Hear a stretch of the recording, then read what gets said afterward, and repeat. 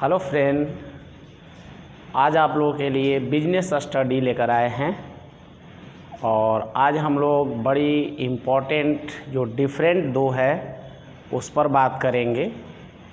और जो scientific management है, वैज्ञानिक प्रबंध है, उसकी दोष क्या है ये भी हम लोग आज पढ़ेंगे।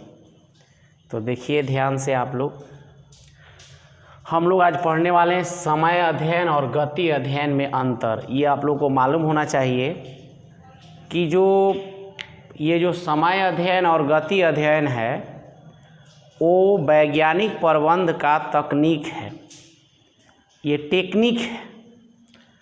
तो समय अध्ययन में हम लोग को पता है पहले से भी कि समय अध्ययन से आशय होता है कि एक श्रमिक से एक सामान्य स्थिति में एक विशेष कार्य को करने के लिए टाइम का गणना किया जाता है। एक व्यक्ति से वो व्यक्ति सामान्य होना चाहिए, एक सामान्य समय में एक सामान्य व्यक्ति के द्वारा एक काम को कितने समय में किया जाता है औसतन, उसके आधार पर किसी भी कार्य को करने के लिए समय परिमापित किया जाता है।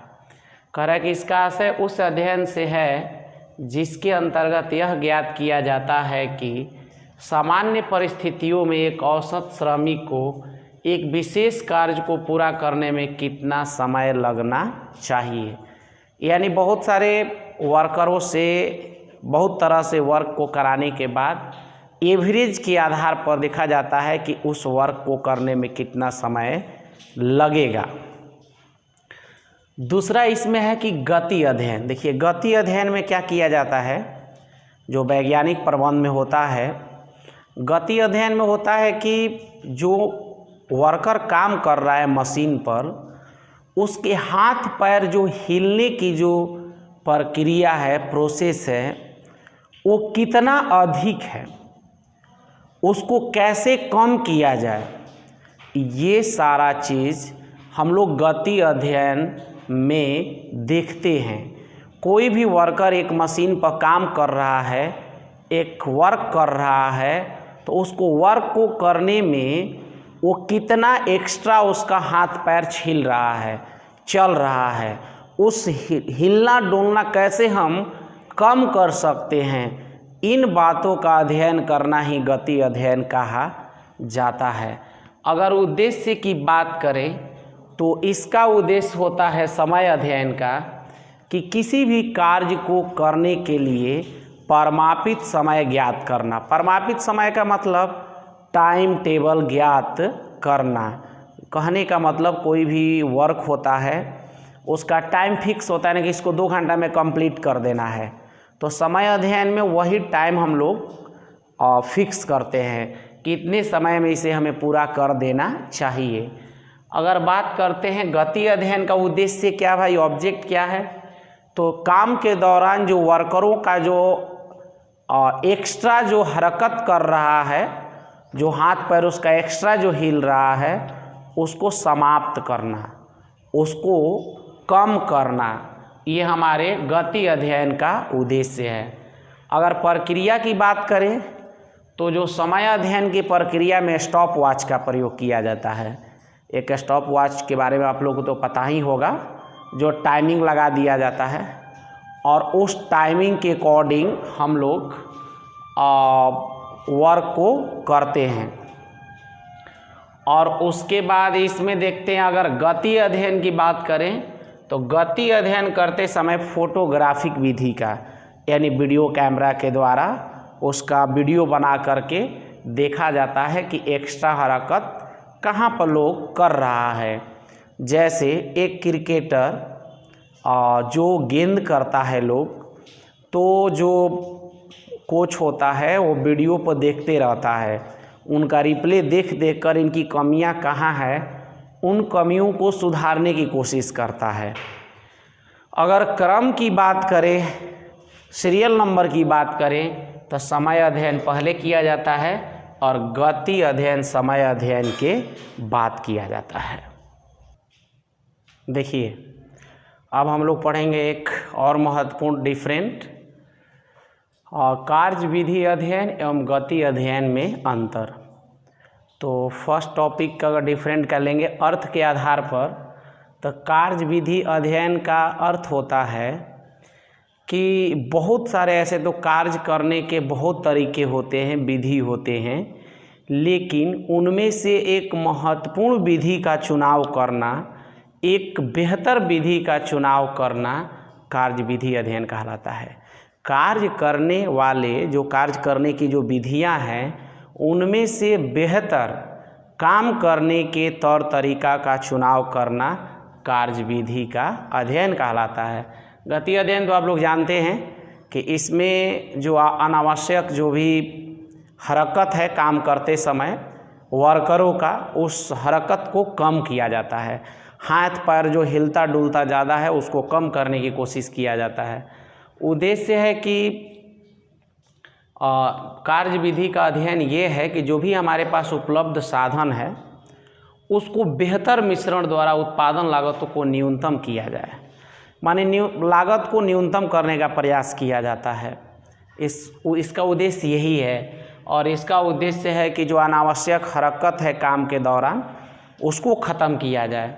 निर्भरता की बात करें तो अगर आप कार्य विधि में अच्छा परिणाम चाहते हैं तो आपको गति अध्ययन आवश्यक है, और यदि आप अच्छे परिणाम गति अध्ययन में चाहते हैं तो उसके लिए कार्य विधि का अध्ययन करना जरूरी है। यानी कहा जाएगा कि एक दूसरे पर ये निर्भर है। अगर लागू करने का चरण अगर बात करें तो इसे जॉब के नियोजन के द्वारा, माने जब प्लान किया जाता है, काम का जो नियोजन किया जाता है उस टाइम लागू किया जाता है।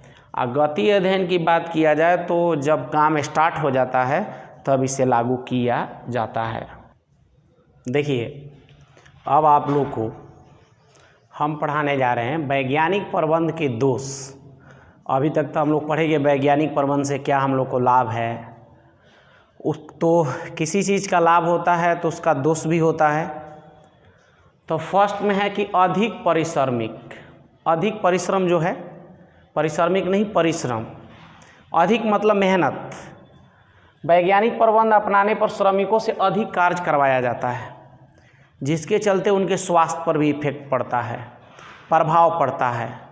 उनकी काम करने की जो शक्तियां हैं वो क्षीण होने लगती है। तो पहला तो दोष ये है कठोर नियंत्रण। वैज्ञानिक प्रबंध में आपको पता होना चाहिए कि कोई भी वर्कर बड़ी कठोर नियम के साथ काम करता है, ये भी एक बड़ा दोष है। वेतन का अगर प्रश्न की बात अगर आएगी तो देखिए, कहा जाता है कि वैज्ञानिक प्रबंध में हम लोग पढ़े थे बेनिफिट में कि 30% से 100% तक की बढ़ोतरी होती है। ठीक है, होती है, लेकिन जिस हिसाब से प्रोडक्शन बढ़ता है, जिस हिसाब से प्रोडक्ट बढ़ता है, उस हिसाब से वर्कर को सैलरी नहीं दी जाती है। यानी उसके अकॉर्डिंग सैलरी कम होती है, काम के अकॉर्डिंग ज़्यादा से ज़्यादा पैसा ऑनर के पैकेट में जाता है, मालिक के पैकेट में जाता है। अत्यंत खर्चीली पद्धति। देखिए, एक चीज़ और आती है कि ये खर्चीली पद्धति है। क्यों? क्योंकि वैज्ञानिक प्रबंध अपनाने से आपको पता है, वैज्ञानिक प्रबंध का मतलब ही होता है कि पुराने विधियों को छोड़कर आधुनिक विधियों को अपनाना, वैज्ञानिक विधियों को अपनाना और वैज्ञानिक प्रबंध है। तो इसमें भी वही हम काम करेंगे। जो पुरानी मशीन है उसको तो हटाएंगे तो जो बेकार हो गया, और उसको हम लोग को कम भाव में, उसको कम वैल्यू पर बेचना होगा और नए मशीन को लाना होगा, तो वहाँ भी हमारे लिए खर्च थोड़ा बढ़ जाता है। स्वतंत्रता का हनन। स्वतंत्रता का हनन का मतलब ये है कि अगर नॉर्मली जो रूल रेगुलेशन के साथ वर्कर काम करते हैं तो चलो बैठ लिए, पानी कभी जाकर पी लिए, थोड़ा सा टहल आए, ऐसा इसमें नहीं होता है। आपको हमेशा आपके आसपास विशेषज्ञ खड़ा रहेगा, देखते रहेगा, आपको हमेशा टॉर्चर करते रहेगा। आप चाहेंगे कि जिधर जाएं वैसे नहीं वो जा सकते हैं, आपको कठपुतली के तरफ इधर जिधर चाहेगा उधर वो घुमाते रहता है। तो ये भी एक दोष है। देखिए, अब आप लोग को चैप्टर नंबर ये नेक्स्ट है, यानी 3 है, प्रबंध एवं व्यावसायिक वातावरण है। बिजनेस स्टडी का, लेकिन उसमें से हम पीछे से टॉपिक छोड़कर आगे बढ़ गए हैं क्योंकि हम लोग एंटरप्रेन्योरशिप में यह टॉपिक पढ़ चुके हैं, तो दोबारा हम लोग नहीं बताएं आप लोगों को। अगर आप इसके चैप्टर का देखना चाहते हैं तो जो इन्वायरमेंट स्कैनिंग पढ़ाए हुए हैं एंटरप्रेन्योरशिप में, उसको जाकर देख सकते हैं वीडियो को। तो इसमें जो टॉपिक न्यू है वो चीज़ हम पढ़ा रहे हैं 3rd चैप्टर में। नई आर्थिक नीति 1991 कहा जाता है, जो जुलाई में बनाया गया था। ये नई आर्थिक नीति भारत के जो विकास को तीव्रता करने के लिए, आर्थिक सुधार लाने के दिशा में एक महत्वपूर्ण कदम था।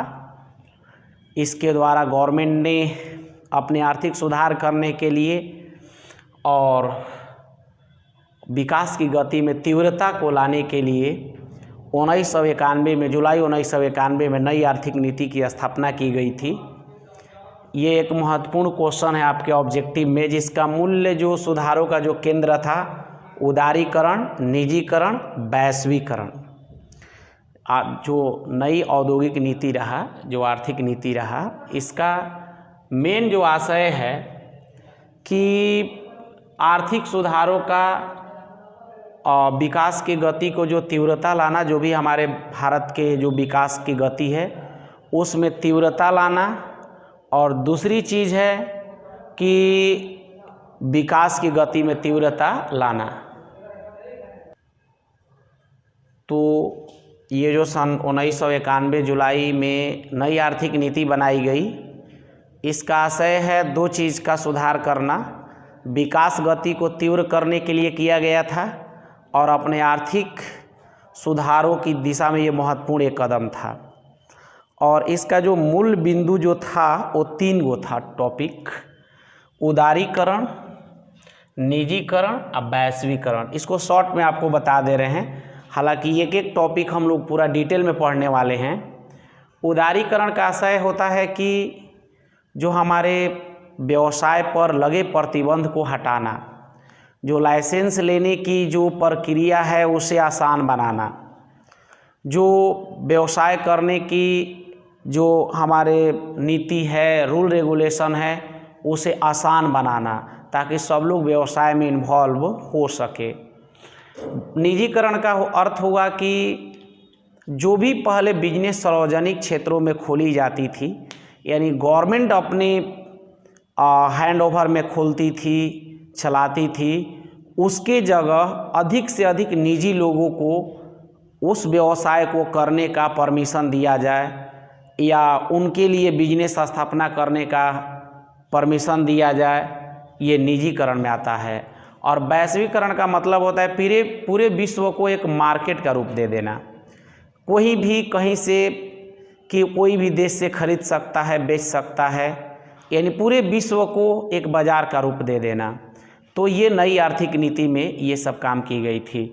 उदारीकरण में जो लाइसेंसिंग प्रणाली सिस्टम थी उसको आसान बना दी गई। जैसे कि बहुत सारे हमारे यहाँ उद्योग है, लेकिन उसमें से 6 उद्योग को छोड़कर बाकी किसी उद्योग को कहा गया कि आपको लाइसेंस लेने की आवश्यकता नहीं है, खुलकर व्यवसाय कीजिए। तो ये उदारीकरण टॉपिक में ऐसा बात कहा गया। निजीकरण, पहले जो व्यवसाय केवल गवर्नमेंट ही ओपन करती थी, गवर्नमेंट ही उसको डायरेक्ट करती थी, चलाती थी, उसको अब सबके लिए द्वार खोल दिया गया। निजी लोगों को वो लोग को दे दिया गया, जाइए आप व्यवसाय कीजिए, सरकार ये गवर्नमेंट नहीं करेगी। और वैश्वीकरण में पूरे वर्ल्ड को एक बाज़ार का रूप बना दिया गया, यानी कहीं का कोई कंट्री कहीं से किसी कंट्री से खरीद सकता है, बेच सकता है, वस्तु ला सकता है, ले जा सकता है। एक दूसरे पर आत्मनिर्भरता को बनाना इसका मेन उद्देश्य था। अब देखिए इसमें एक और कुछ हमारे आर्थिक सुधारों का जो मूलभूत उद्देश्य रहे हैं। नियंत्रित अर्थव्यवस्था के स्थान पर उदारीकरण को अपनाना। नियंत्रित मतलब कि सरकार के जो कंडीशन में कस्टडी में जो था उसको उदारीकरण का अपनाना। उदारीकरण का मतलब कि उसको साधारण लाइसेंसिंग प्रणाली सिस्टम को आसान बना दीजिए। जितना कंट्रोल आप किए थे उस कंट्रोल को अब थोड़ा सा स्लो कर दीजिए, ढीला कर दीजिए। दूसरा ये था कि सार्वजनिक क्षेत्रों को संकुचित कर निजी क्षेत्रों को प्रोत्साहित करना, यानी जो व्यवसाय पहले सार्वजनिक क्षेत्र में खोला जाता था उसको रोक दिया गया, ज़्यादा से ज़्यादा निजी क्षेत्रों में खोलने का प्लानिंग शुरू हो गया। और थर्ड में है कि प्रत्यक्ष विदेशी निवेश को प्रोत्साहित करना, यानी इससे पहले जो नई आर्थिक नीति जो बनी थी 1991 में, उससे पहले हमारे विदेशों को डायरेक्ट निवेश करने की परमिशन नहीं होती थी, माने खुल करके आप निवेश नहीं कर सकते हैं। लेकिन जब ये नई आर्थिक नीति बनी 1991, तो इसमें कहा गया कि नहीं, विदेश के लोग भी हमारे कंट्री में निवेश कर सकते हैं, करिए, आप व्यवसाय चलाइए, आपके लिए फुली छूट है, आपको कोई प्रॉब्लम नहीं होने वाली है। और कृषि के आधुनिकीकरण को प्रोत्साहित करना, एक नई आर्थिक नीति का एक और उद्देश्य था कि जो कृषि पुरानी जो उपकरण से होती थी, पुराने विधि से की जाती थी, उसके जगह पर आधुनिकीकरण लाया जाए। ये हमारे नई आर्थिक नीति का मेन उद्देश्य था।